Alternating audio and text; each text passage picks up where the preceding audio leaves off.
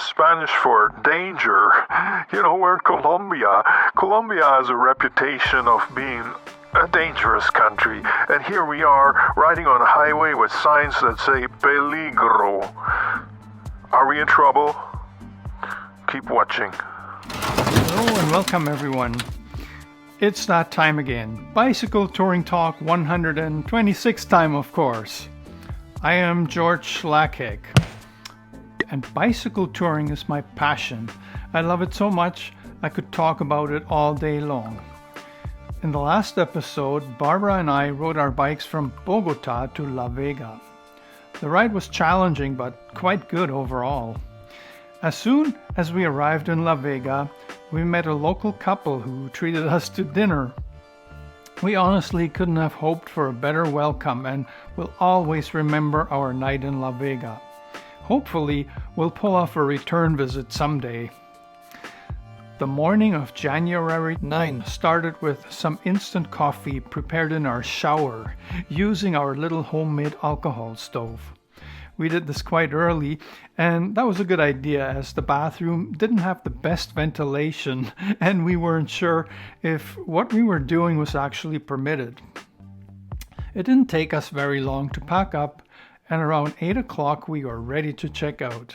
We met up with our friends Flora and Sumi from the night before, and once again they ended up taking us to a restaurant where we had breakfast. Afterwards, we walked to a few places around town. Flora knew all the stores and told us which ones were worth locating in any town.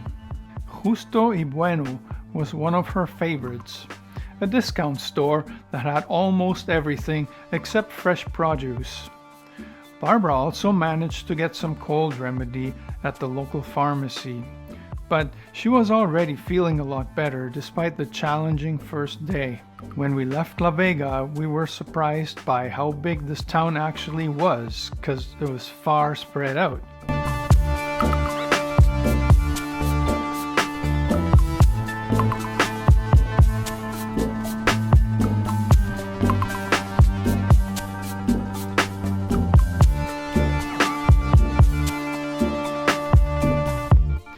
But soon we were back on the open highway. We had been told that the ride to Villetta was going to be mostly downhill and should therefore be easy. It was actually less than 30 kilometers in total. Perfect for Barbara to recuperate completely from her minor cold during an easy ride through beautiful landscapes, right? Well, the thing with riding bicycles in the mountains is that even when the final destination is at a lower elevation, it doesn't necessarily mean an easy day.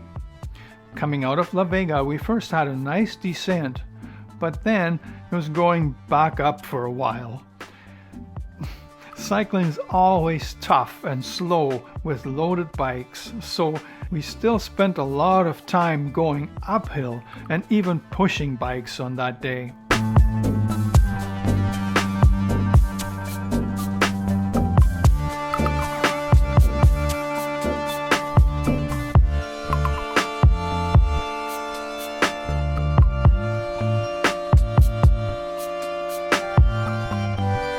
There's also some road construction and lots of signs warning us against stopping due to unstable cliffs. Yeah, we did 15 kilometers or so since La Vega, and we have all these huge tall cliffs here, and they're unstable. Much of the rock walls were covered with concrete that was reinforced with threaded steel rods. Once again, we had to push Barbara's bike up the steeper portions. Get my bike and move on, and over there it should go down the hill again, so it'll be okay for a while. Yeah, we'll be on the highway for a little bit, and I'm hoping that eventually when we get to flatter terrain, we can actually go on a secondary road where the traffic isn't so busy, because it's kind of crazy here for riding. But we chose this route because you know, it goes down and then we go along a river all the way to the Atlantic coast, so it should be good.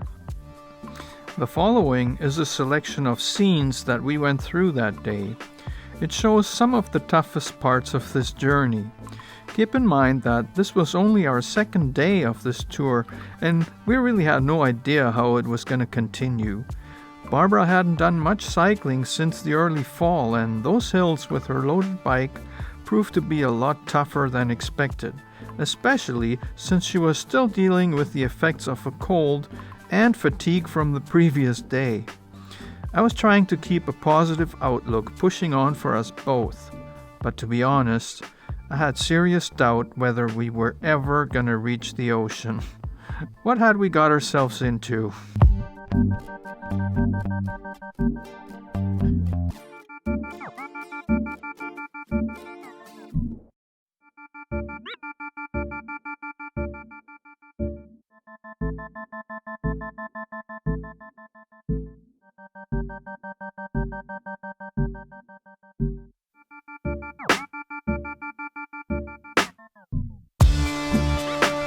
Colombia is often thought of as a country that is dangerous to visit because of high crime rates. But I hope this video reveals what the real dangers are, at least for touring cyclists. You don't really have to worry about getting robbed here, but you could get hit by a truck.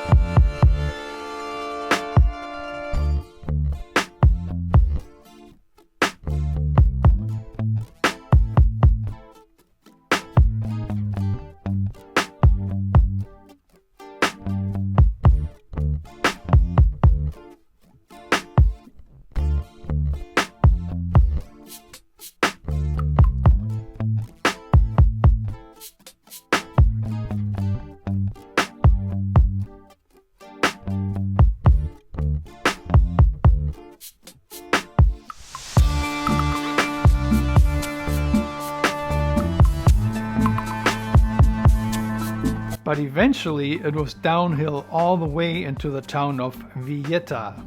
Some of the sights were definitely spectacular.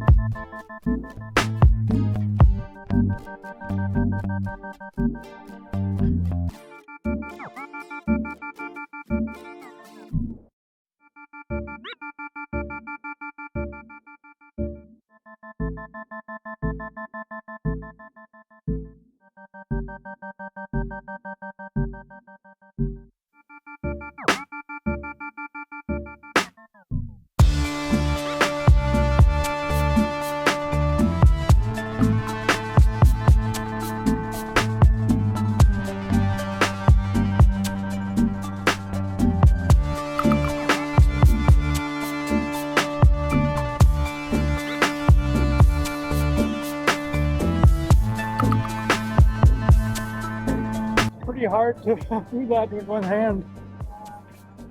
Turn it off now. Once we arrived at the outskirts, we immediately started looking for a hotel. The first one we found was about the same price we had paid in La Vega, but it looked a bit sad and neglected. After having a good look at the room, we decided to move on to the center of town.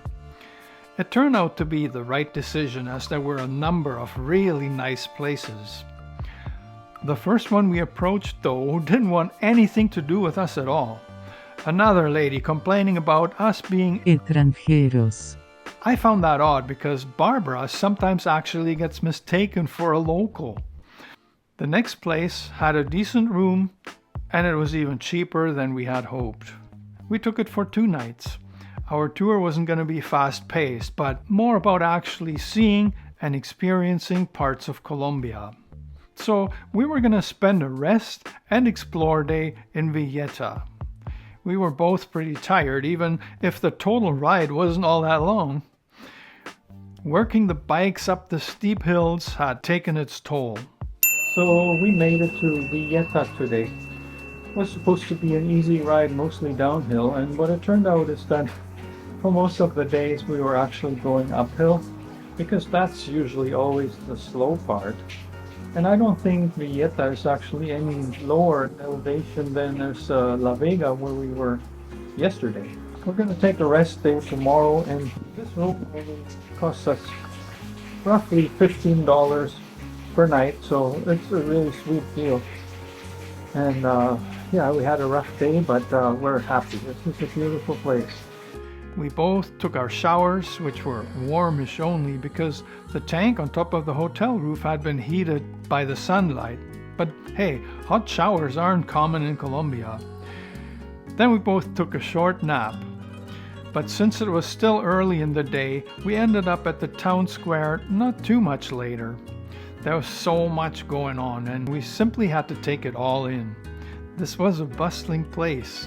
And there was ice cream. Before even thinking about where to go for supper, we got some of that. There was plenty to see in Villetta, and we ended up walking quite a bit. Finally, we chose one of the restaurants around the main square and had supper. It wasn't exactly Colombian food, but they had good burgers, which were just perfect to replenish our energy reserves after a long ride.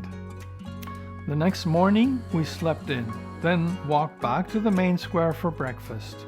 This time it was a really simple meal consisting of eggs and tortillas, which are thick patties in Colombia, quite different from the Mexican varieties. Then we also had a delicious serving of yogurt with fruits and cheese and some kind of waffle. Again, we were surprised about how busy this town was and proceeded to check out various stores. There are various versions of Colombian dollar store equivalents that are fun to visit. They have 2,000, 5,000, and 10,000 peso stores. They all tend to be full of colorful plastic articles, most of which are made in China. We pretty much explored the whole town before returning to the hotel to do some laundry in the sink. It can be hard in Latin American countries to get a pile of laundry washed quickly, as we take for granted in North America. We always found it easiest to buy some laundry soap, which is commonly sold in the form of blue bars, then wash our dirty clothes daily. Stuff dries quickly in the warm climate, and if it doesn't overnight, we always have extra. Again, we took our nap time that afternoon, but returned to the main city square before dark for supper and more ice cream. The best thing about dining in Colombia is that there are so many places that serve food outdoors. The temperature tends to be most comfortable in the evening. Compared to Bogota, the climate was already much hotter here due to the lower elevation, but we hadn't seen nothing at this point. We had a decent internet connection at our hotel, and before bed I studied the map on what should be our next stop. We were going to start early the next morning. Guaduas was only about 35 kilometers away, and I figured we'd be able to make it there quite easily. But if you look at this map closely, you can already tell that there are a lot of twists and turns, and it probably involves more climbing. Climbing hills was going to be a challenge again for the following day. But that wasn't all. No, I'm not going to give it away yet. Join me for it in the next episode coming very soon. I can promise you that it was easily the toughest day of the entire journey. You might even think twice about touring in Colombia after watching that. So, let me ask you, what do you think of touring in Colombia so far? Little by little, I'm working to create a very detailed playlist.